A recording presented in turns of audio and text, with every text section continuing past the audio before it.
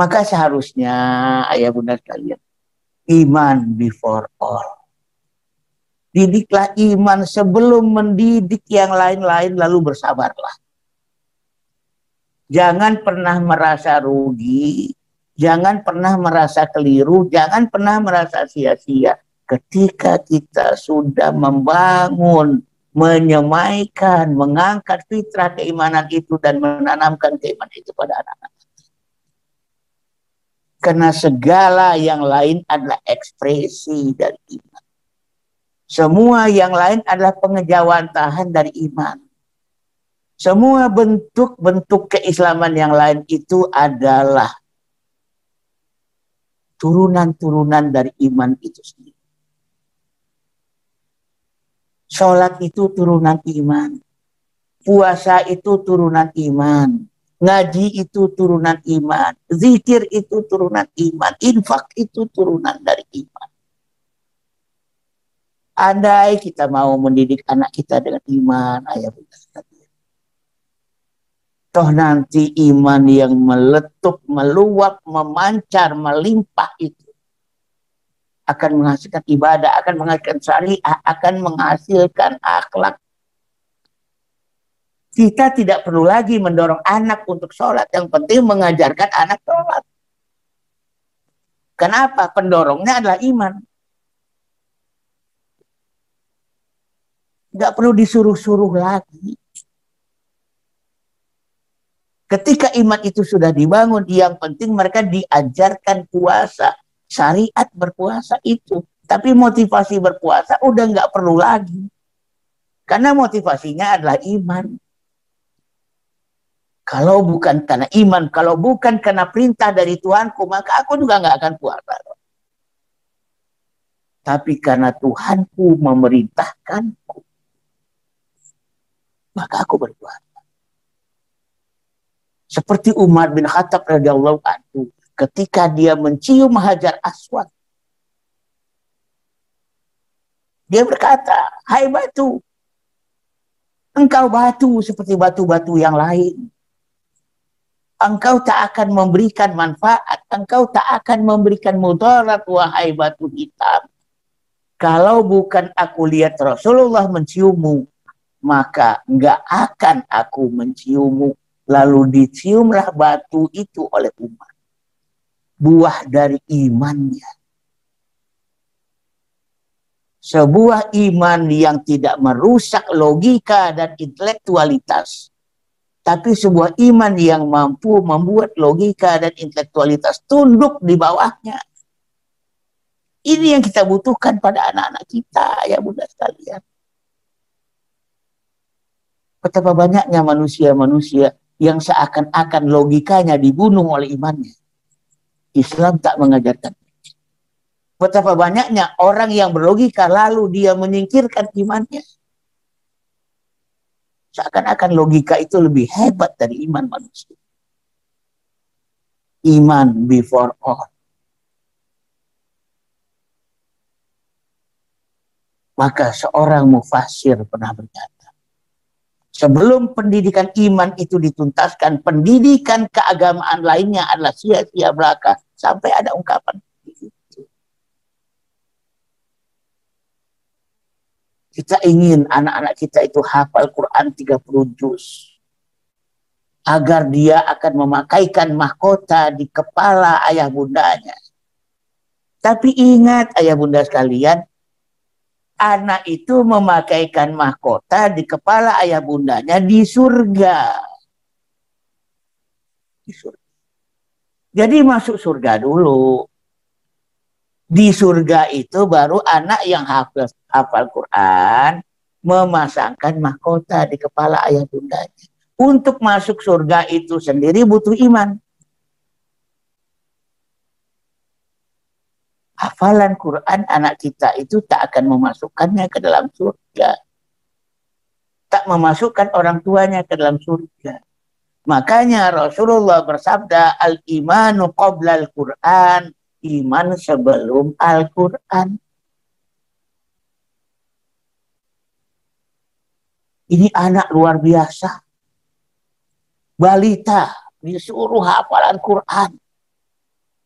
Bahkan dia tidak tahu apa yang dia baca. Karena egoisme orang tua yang begitu inginnya sang anak itu memakaikan mahkota di kepala orang tua. Sampai-sampai orang tua itu lupa menghafalkan Al-Quran adalah ibadah nafilah. Ibadah yang sifatnya sunnah. Dan ciri dari ibadah yang sifatnya sunnah adalah at-tatawwu. Suka-suka, nggak boleh terpaksa.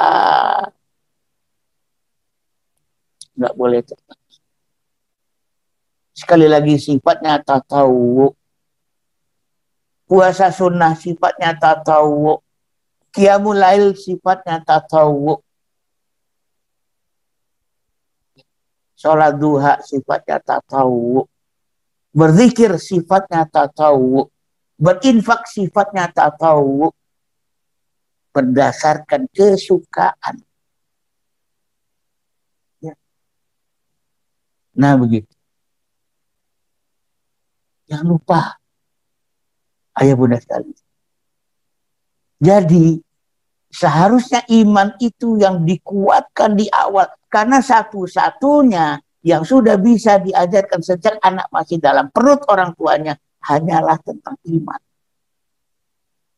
Maka ketika Luqmanul Hakim mengajarkan anaknya agama, pertama kali yang diajarkan adalah ya bunayya la tusyrik billah. Wahai anak-anakku, jangan engkau menyekutukan Allah. Maka ketika anak baru nongol ke bumi, yang pertama kali dibisikkan ke telinga kanan seorang anak oleh ayah adalah iman lewat lantunan azan.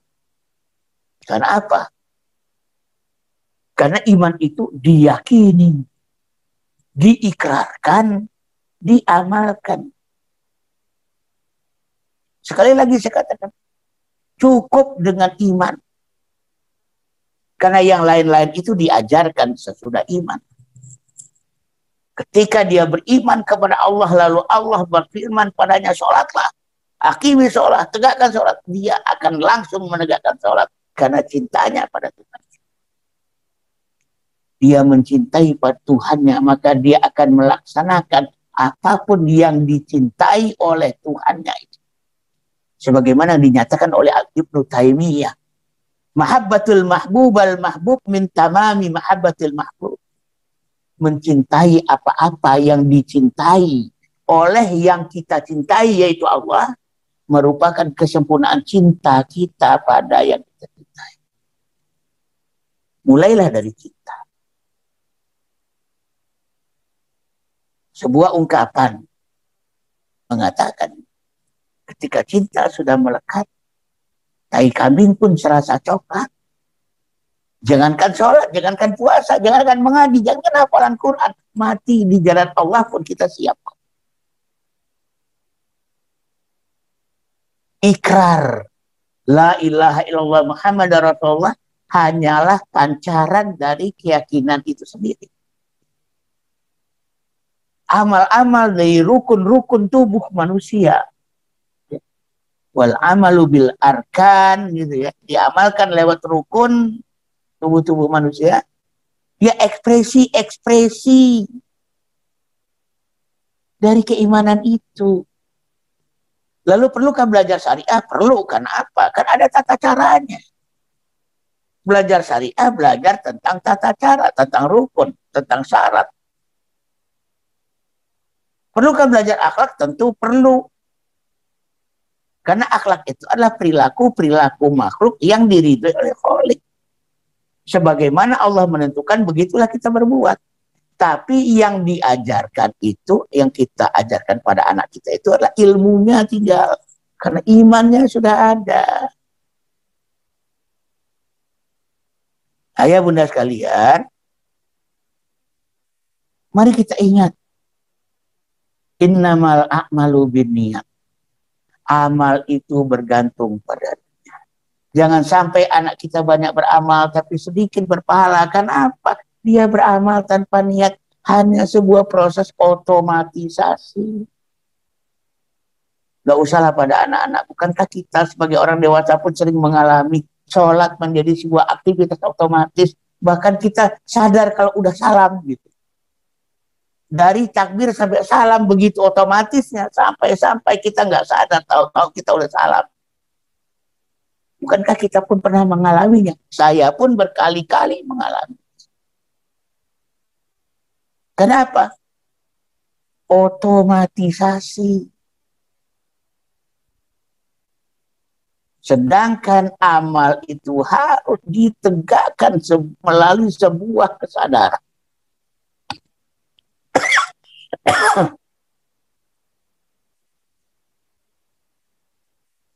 Maka ada nawaitu, sengaja aku, berniat aku, sadar aku. Ayah bunda sekalian, banyak yang mengatakan ya berarti kan nunggu anak sadar. Iya, sejak kapan? 2 tahun anak sudah mulai memiliki kesadaran. Sejak berumur 2 tahun, anak sudah mulai memiliki kesadaran. Kalau ada ayah bunda yang mengatakan, nanti aku akan ajarkan iman pada anakku ketika dia telah punya kesadaran, berarti sejak umur 2 tahun. Jangan ada anggapan seakan-akan kesadaran itu nanti. Kalau dia sudah dewasa, loh tidak. Ketika perintah dalam agama belajar syariat, belajar akhlak, muamalat, dan segala macam di umur 7 tahun, berarti pendidikan iman itu sebelum 7 tahun. Belajar sholat 7 tahun. Belajar puasa 7 tahun. Belajar menutup aurat 7 tahun. Belajar mengaji 7 tahun dan sebagainya. Berarti sebelum itu apa? Sebelum itu belajar iman. Nah kita ini di satu sisi begitu bersemangatnya. Kalau perlu anak-anak itu 3 tahun menutup aurat. Tanpa sebuah kesadaran.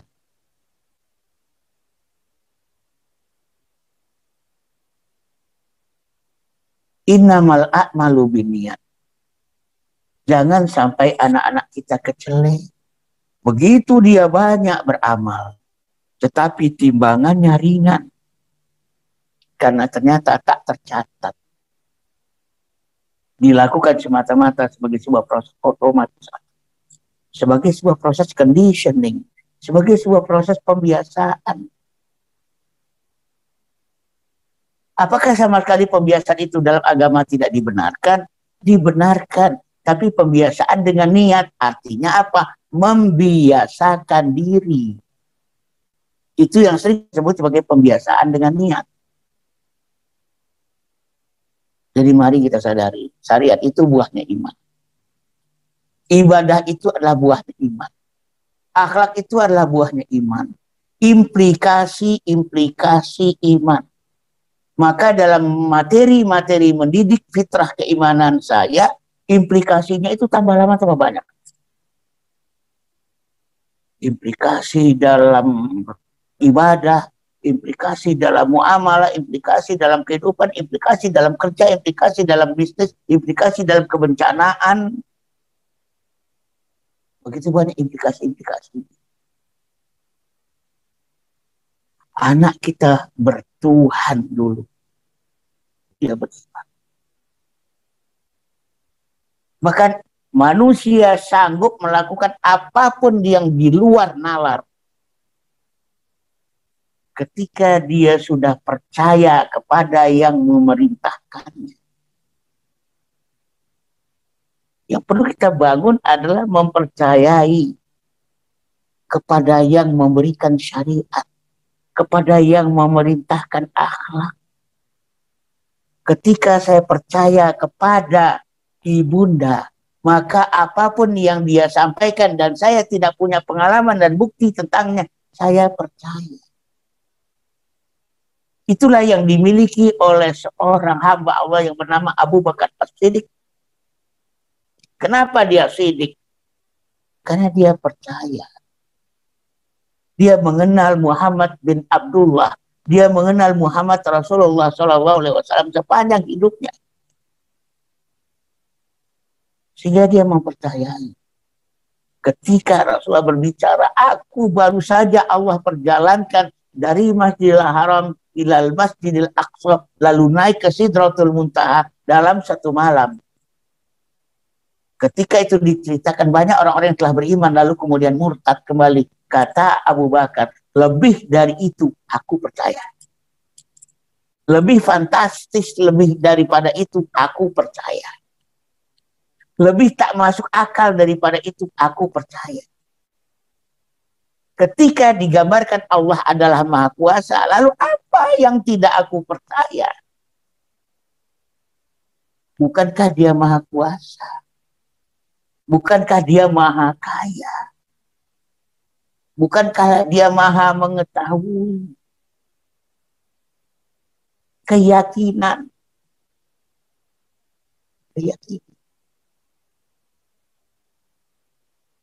Nah, ayah bunda sekalian, yang perlu kita sadari betapa kita tidak lagi menganaktirikan pendidikan keimanan itu. Kita menyadari, satu, tak sama Islam dengan iman.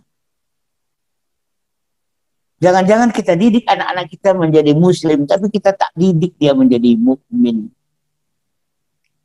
Orang-orang Arab Badui pernah mengaku-ngaku beriman. Wa qalatil a'rabu amanna. Telah berkata orang-orang Arab Badui kepada Rasulullah, kami telah beriman.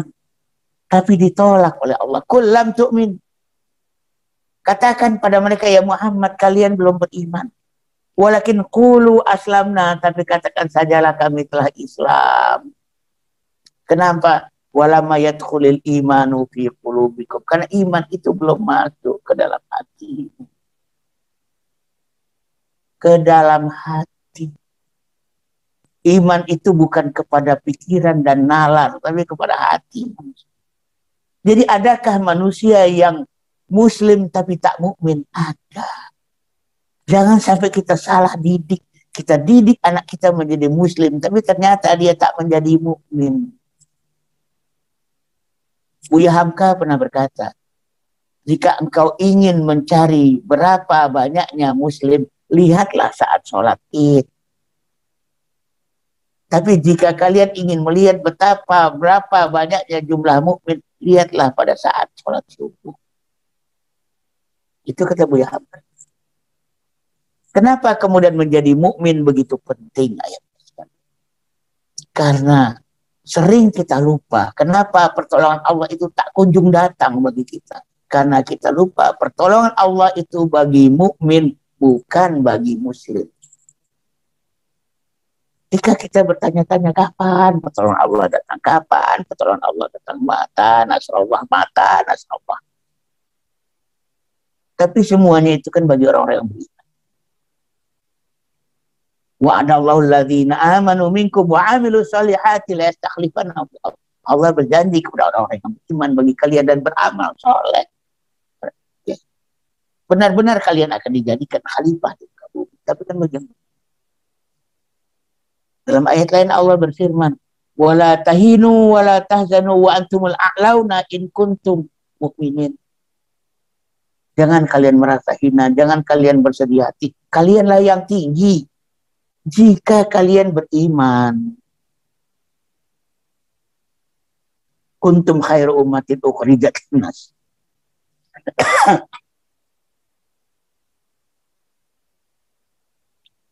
Kuntum khairu ummatin ukhrijat linnas ta'muruna bil ma'ruf wa tanhauna 'anil munkar wa tu'minuna billah. Kalian adalah umat yang terbaik yang dikeluarkan manusia. Kalian memerintahkan yang ma'ruf, mencegah dari munkar, dan kalian beriman.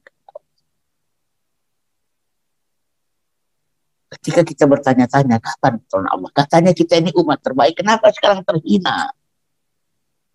Karena itu memang tidak gratisan. Bukan Tuhan kita ingkar janji, bukan Allah ingkar janji. Allah tak pernah berjanji bagi muslim, Allah itu berjanji bagi mukmin. Tinggal masalahnya apakah kita sedang menyiapkan generasi-generasi mukmin.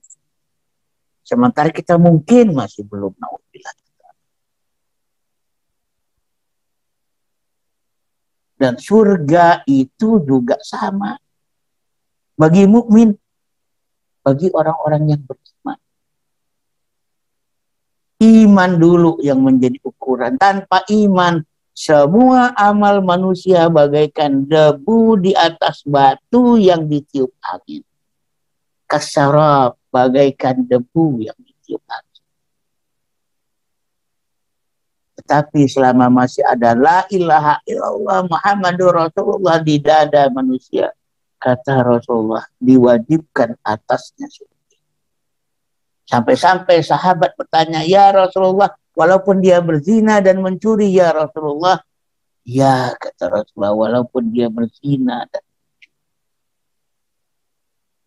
Ketika manusia memasuki sakaratul mautnya, maka kemudian mereka ditalkinkan dengan kalimat tauhid. La ilaha illallah. La ilaha illallah. Ada manusia yang berkata, bukankah nanti yang akan pertama kali diperiksa di akhirat itu adalah sholatnya seseorang? Ya, karena sholat itu adalah indikator terbaik bagi iman. Indikator, tapi bukan iman itu sendiri. Kenapa yang diukur adalah sholatnya? Karena sholat relatif ibadah yang dalam tanda petik paling useless dibanding ibadah-ibadah yang lain.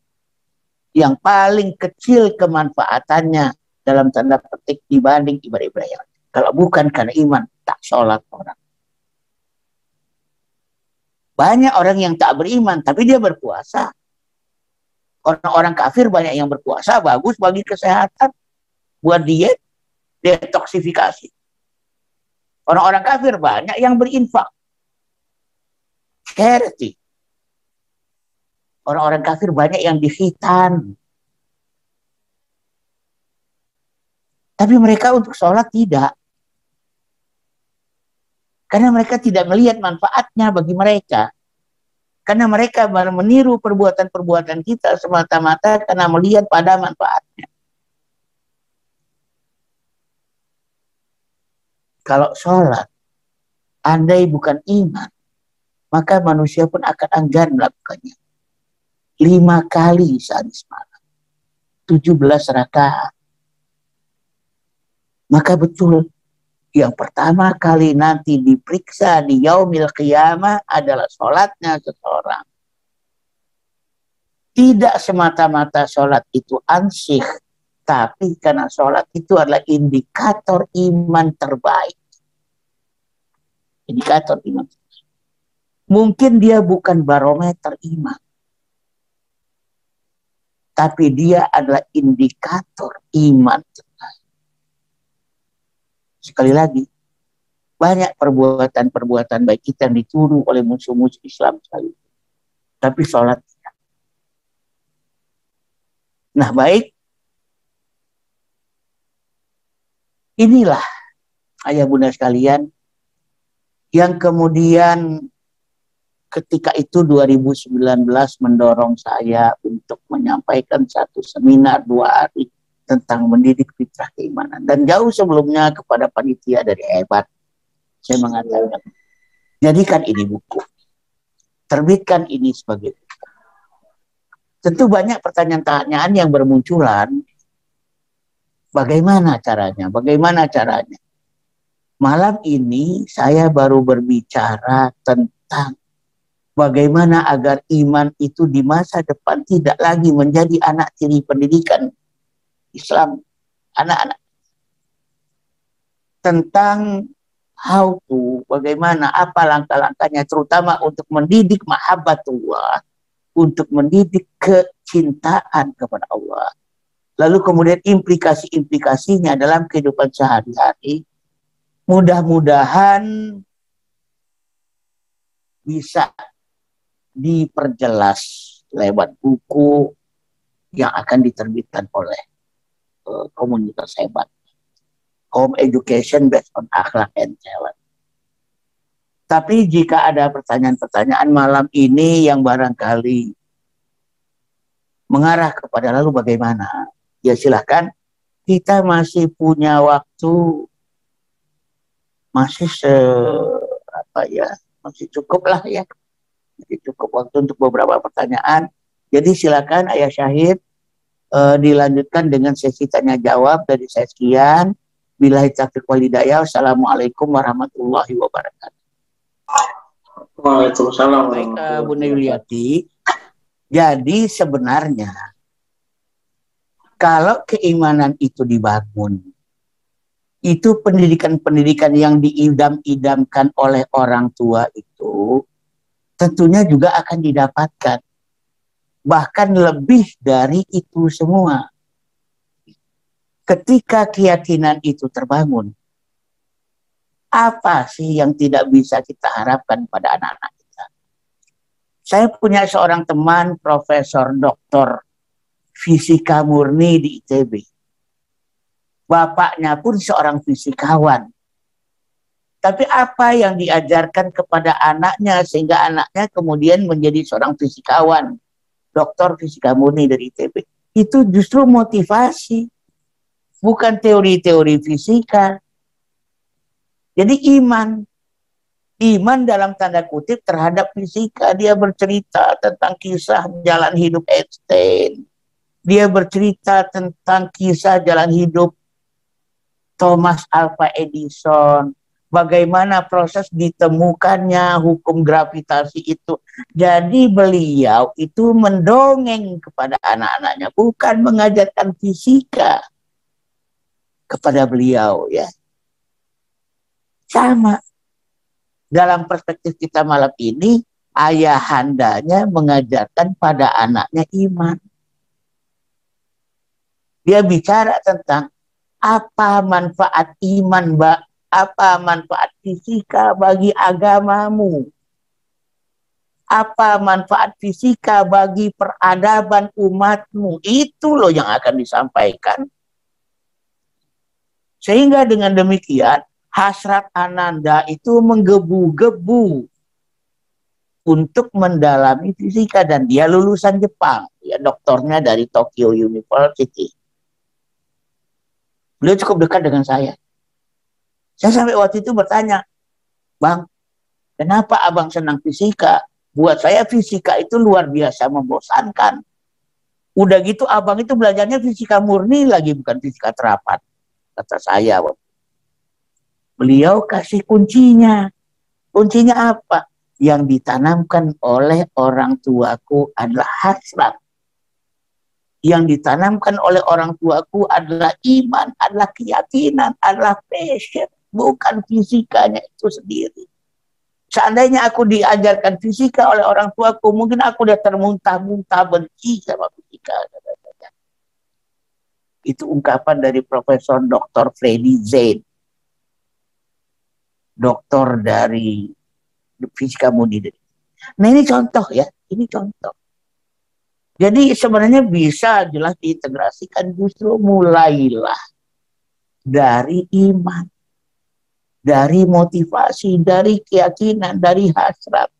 Karena tadi, kalau iman itu sudah tumbuh, melimpah ruah, berkembang di hati, toh dia akan menjalar kepada ucapan. Akan menjalar kepada perbuatan. Tapi sebaliknya, kalau itu nggak tumbuh, apa-apa yang lain itu berat.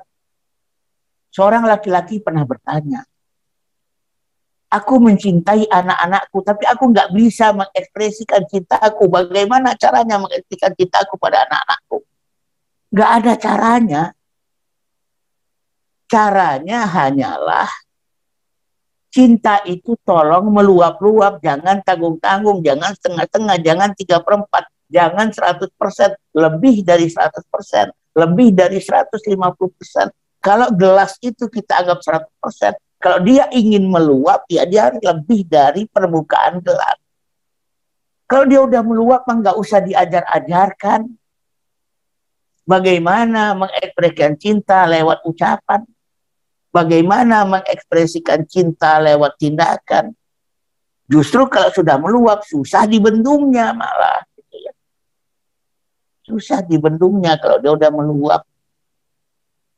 Malah menahannya yang susah, bukan menyuruhnya yang susah. Menahannya yang malah susah. Nah kalau ditanyakan, akidah yang sebesar apa yang kita perlu ajarkan pada anak-anak. Pada dasarnya akidah itu satu kesatuan. Kita tidak bisa lagi memotong-motongnya 10%, 50%, 70%, 100%. Namanya juga tauhid. Dia itu satu kesatuan yang utuh.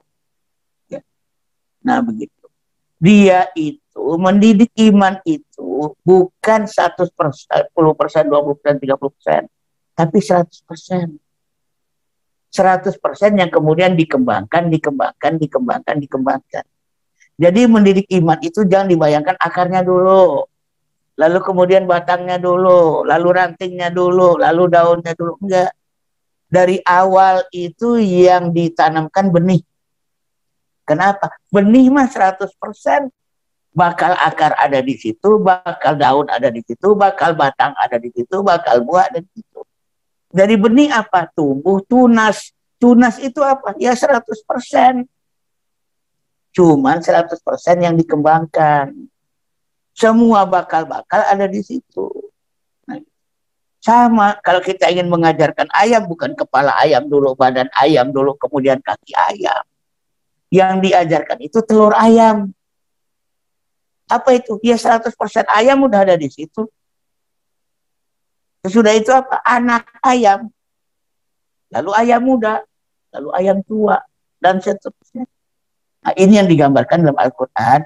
Kazari'in akhroja syat'ahu fa'azarahu fastaqladha fastawa ala suqih yu'jibuz durra aliyagidha bihimul kuffar. Bagaikan benih. Tumbuh tunas di atasnya. Semakin besar dan kuat, tumbuh kokoh di atas pokoknya, menimbulkan kekaguman orang-orang yang menanamnya, menimbulkan kedengkian bagi orang-orang kafir. Itu yang digambarkan oleh Allah di dalam Al-Quran. Nah, kira-kira gambarannya seperti itu ya. Oke, terima kasih. Silakan didalami nanti buku. Yang saya ingin sampaikan tadi contoh, bukan ilmu fikih ya. Artinya apa? Tadi saya sedang berbicara tentang integritas. Bahwa tolong lihat, kalau kita ingin melihat iman itu secara utuh, maka kita akan melihat ibadah itu juga utuh. Kalau kita memahami Tuhan kita dengan utuh dan apa maunya Allah. Ya.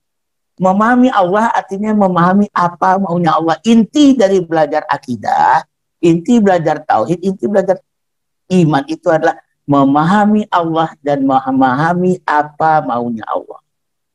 Maka salah satu contoh tadi, ya. Intinya memahami maunya Allah tidak semata-mata memahami syariat secara terpisah, tetapi memahami kemaslahatan secara umum. Makanya saya contohkan tadi, seandainya ya, kita lagi sholat wajib, saya nggak bilang sholat sunnah loh, sholat wajib. Sholat wajib di akhir waktu, waktu hampir habis. Tiba-tiba di sebelah kita ada orang yang keluar berbusa-busa dari mulutnya, menggelepar-gelepar. Ya. Maka yang harus kita lakukan adalah segera hentikan sholat. Bantu segera selamatkan orang yang mulutnya keluar busa dan menggelepar-gelepar itu. Saya tidak bilang sholat sunnah, itu sholat wajib. Ini bukan soal meninggalkan dan tidak meninggalkan. Tapi mengerti apa maunya Allah. Kata Imam Malik, maka Allah lebih rela kehilangan haknya demi terpenuhinya hak-hak hamba. Dalam kasus sendal tadi. Kalau kita pikir-pikirkan, ya Allah, biarin aja sendal itu hilang. Toh tinggal beli lagi berapa sih harga sendal. Sementara ini sholat waktunya udah hampir habis. Kalau kita pakai logika kita, kalau pakai logika saya loh ya, ngapain lagi di Uber itu penjahat? Mendingan kita terusin sholat kita. Sendal berapalah harganya sendal? 10 pasang pun bisa kita beli. Tapi ini kan persoalan tentang maunya Allah seperti apa. Penjahat jangan dibiarkan berperilaku tanpa konsekuensi. Terlalu banyak manusia menjadi jahat dan semakin jahat. karena kita tak memberikannya konsekuensi, karena kita memberikannya maaf. Nah jadi itu, ini kita bukan bicara tentang fikih. Kita justru sedang berbicara tentang akidahnya. Saya teringat dulu sekali, udah lama ya, waktu saya masih tinggal di Pasar Minggu, ada akhwat berdiri di pintu Metro Mini, lalu dua orang ya, lalu Metro Mini itu di pertigaan Cililitan Dewi Sartika Kalibata itu berbelok terlalu kencang, sehingga akhwat itu terjatuh persis di depan toko buku milik ikhwan. Apa yang terjadi? Mereka terjatuh pingsan dan tidak ditolong. Mungkin dengan alasan takut megang aurat, takut berdosa. Karena mereka yang memegang kulit perempuan yang bukan muhrimnya, lebih baik memegang babi bergelimangan lumpur daripada memegang kulit perempuan yang bukan muhrim. Kita memahami syariatnya, kita memahami tentang dosa pahalanya, tapi kita tidak memahami akidahnya. Kita tidak memahami tentang maunya Allah. Akhirnya kita juga berakhlak dengan akhlak yang keliru. Kita kira itu akhlak yang benar, tidak. Nah, jadi maksudnya adalah dengan contoh-contoh tadi itu, kita sedang berbicara tentang belajar tentang iman, belajar tentang Allah. Lalu dengan sifat-sifatnya, sehingga kita tahu iradatullah, maunya Allah, keinginan Allah, kehendak Allah. Tentang apa yang Allah sukai dengan tentang apa yang Allah tak sukai. Tidak semata-mata bicara tentang teknis haram dan halal. Karena pada akhirnya sesuatu disebut sebagai halal kalau Allah ridho atasnya. Sesuatu disebut sebagai haram kalau Allah tak ridho atasnya. Banyak di antara kita yang melaksanakan teknis tapi tak pernah menghayati hakikat. Karena apa? Akidahnya tidak kita kuat. Nah gitu ya, terima kasih.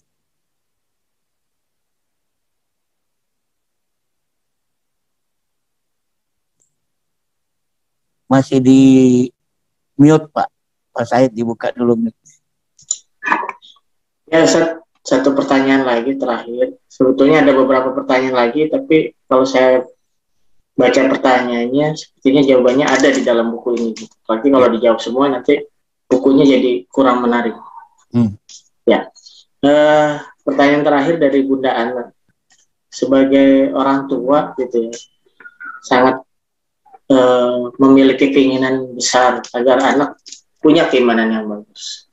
Tapi bagaimana menumbuhkan keimanan anak jika orang tuanya merasa keimanannya masih belum bagus, Pak? Bunda, justru disinilah nikmatnya menjadi pendidik. Karena menjadi pendidik itu artinya mendidik anak dan mendidik diri sendiri. Bima kuntum tu'allimunal kitab wa bima kuntum tadrusun. Karena kalian akan mengajarkan Alkitab, karena kalian mempelajarinya. Ini ayatnya menarik ya, mengajarkan dulu baru belajar.